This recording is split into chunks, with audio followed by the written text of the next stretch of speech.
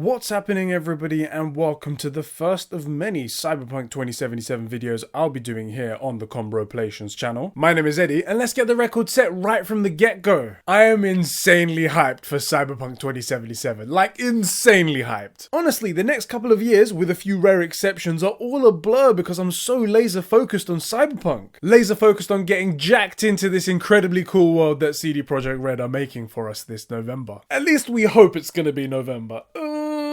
And because I'm so excited, I've decided I'm going to make so many videos on Cyberpunk 2077, all the way from the deep lore and the super interesting backstory of the world, to the different gangs, classes and talents you can choose from in this incredible new open world RPG. Basically, if there's anything cool or if there's any news on the game, I'm going to make a video on it. If that's something you guys are interested or want to see more of, like the video, subscribe to the channel, hit that little bell for the notification when a new video pops up, and share this video if you think it's any good. I honestly can't wait to nerd out with you guys over this game. It's gonna be incredible. So let's get started with our first Cyberpunk topic, which is a simple question.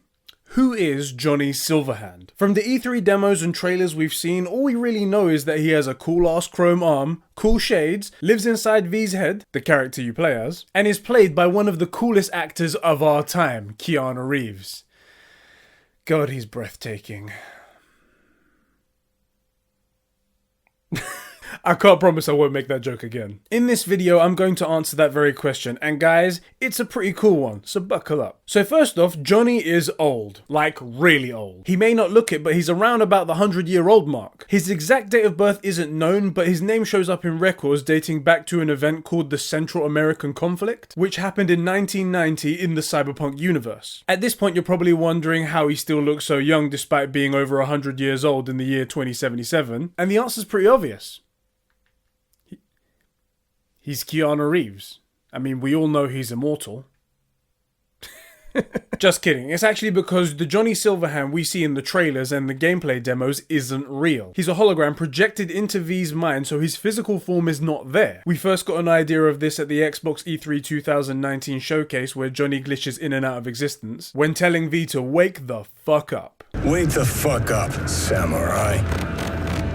So that's the reason why he looks so young. Quick side note here, there are going to be some events that I mentioned briefly like the Central American Conflict. It isn't 100% necessary for me to go deeper for the purpose of this video, but it is very cool and maybe I'll make another video about the deep lore of the world of Cyberpunk, but for now I will only give you the essentials, and if you guys want me to go deeper you can let me know in the comment section and I'll make something like that. Yeah, so let me know down there. Anyway, it was this conflict where Johnny and the military rose up against the corrupt government in the world of Cyberpunk, where Johnny got his name Silverhand because he lost his arm in the war and got a cybernetic replacement, and a fucking badass one if you ask me. And also the arm kind of stood as a reminder to Johnny for what he was fighting for, to stand up to corruption in the world of Cyberpunk and to push his rebellion that he started. Now from the year 1990, fast forward a couple of years to the early 2000s, and Johnny Silverhand starts a band called Samurai, which is the coolest thing, right? You go from fighting the government to starting a band. A band made up of 4 other members with one purpose, to spread his anti-corruption and anti-government message through his revolutionary music. Very rock and roll. The plan was working for a while. The band was consistently at the top of the chart, spreading their message until one day the keyboard player, Nancy, threw her abusive boyfriend out of the 83rd story apartment window. So the band kinda had to break up because she went to jail on account of the murder and all that. Anyway, Johnny did actually continue his rocker boy career solo, and through his music revealed that the government was doing a lot of shady crap, and because of that the public loved him and his rebellion. Now from there we fast forward to the year 2020. This is where the story gets really interesting, and now it ties into Cyberpunk the game. Johnny at this point has a girlfriend who goes by the name of Alt Cunningham, and one day while they're out walking she gets kidnapped right out of Johnny's arms by the mega corporation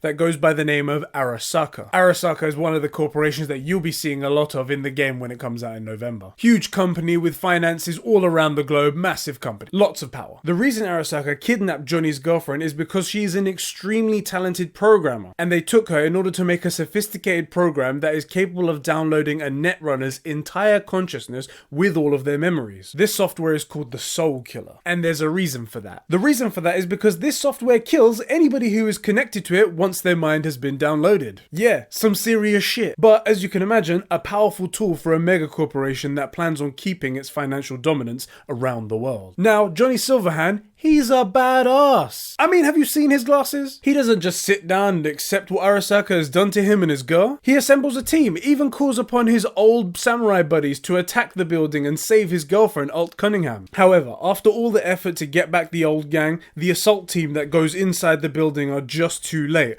and Arasaka used the software on Alt, killing her and trapping her mind in the Arasaka mainframe somewhere, which must be fucking devastating. But again, Johnny is a badass and doesn't stop here. He goes after his girl with a full-on assault of Arasaka's HQ in Night City, in hopes of getting his girl back and ending the fourth corporate war, splitting wigs, taking names along the way, all except for one, a giant evil Robocop looking motherfucker called Adam Smasher. You guys might remember him from the latest Night City Wire episode.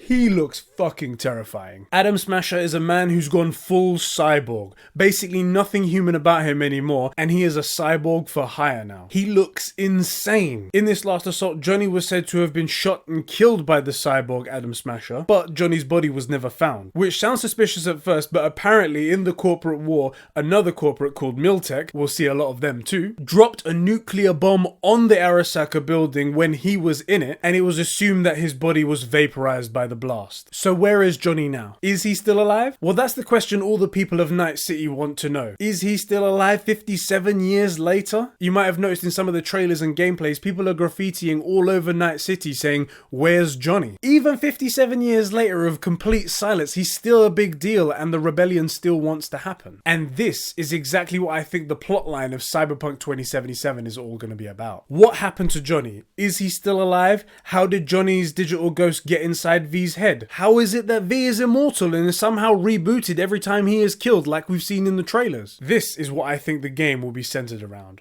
I think. And I already have my theories, but I'm gonna save that for another video. Yeah, let me know if you have any theories in the comment section. Anyway guys, thank you for tuning in for my very first ever video on Cyberpunk. I'm hoping it's gonna be the first of many. I've got a lot more planned in the backlog. Should be quite cool. But let me know if there's anything I can improve of in the comment section below. And also feel free to check out the description to our Discord server. There's a lot of true gamers over there. You guys will love it. And also if you guys ever had any suggestions for any future topics, or if you ever see any brand new news, feel free to tweet me. Feel free to shoot me a message in Discord. And yeah, I'll catch you guys in the next one. Let's jack in, boys.